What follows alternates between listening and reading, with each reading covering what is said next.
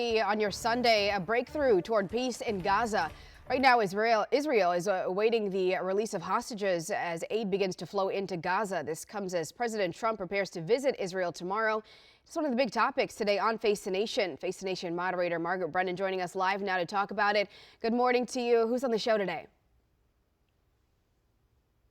Good morning to you, Marcella. Well, the world is waiting to see whether those hostages will indeed come out within this 72-hour window that the U.S. says exists. That is the time frame for this phase one part of the deal to begin playing out. And if that happens, we could see the rest of the president's peace plan put into place. It's a big if, and that's why so many are holding their breath, at least through these next few hours. We will have the Vice President, J.D. Vance, joining us. We will talk to him about what it is they're seeing happen in terms of planning. Are we on track?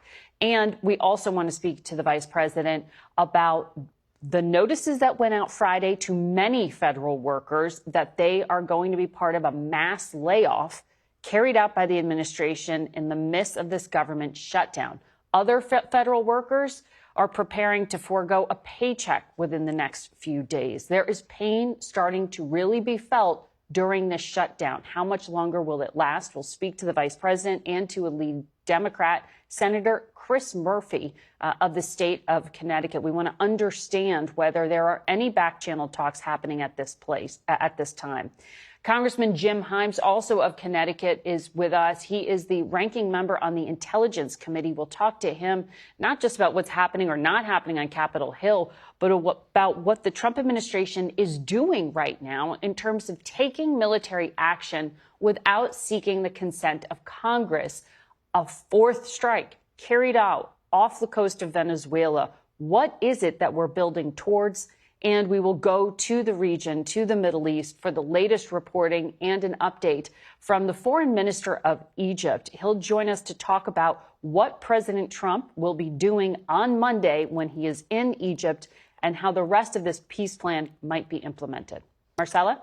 And Margaret, in the Middle East, we know there is that cautious optimism right now. President Trump says he is confident this ceasefire deal will hold. But what is next once, and we should say if those hostages are released? Well, the president is announcing not just a hostage release, but what he says will be an end to the war and what he called eternal peace for the Middle East. That's a big statement and a very complicated plan to carry out. That's why we are going to be speaking to one of the players, one of the mediators here, the foreign minister of Egypt, to understand how are they going to implement President Trump's vision for the governance of Gaza. If Israel is truly going to be barred from annexing Gaza, who runs the place?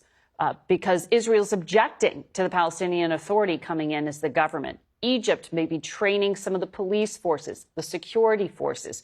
Who helps to keep the peace there? And how are you going to implement the laying down of arms by Hamas? Where do those Hamas leaders go to? These statements from the White House are ambitious. They are certainly aspirational, but the devil, as always, is in the details, and that's where phase two comes into play. That's why we're going to speak to the Egyptian foreign minister and the vice president about just whether the Trump administration is committed to seeing this all the way through, potentially even to the creation of a Palestinian state. All right, certainly all eyes on what's happening over there right now. Margaret, thank you so much. A reminder for you at home, Face the Nation airs right here at 10:30.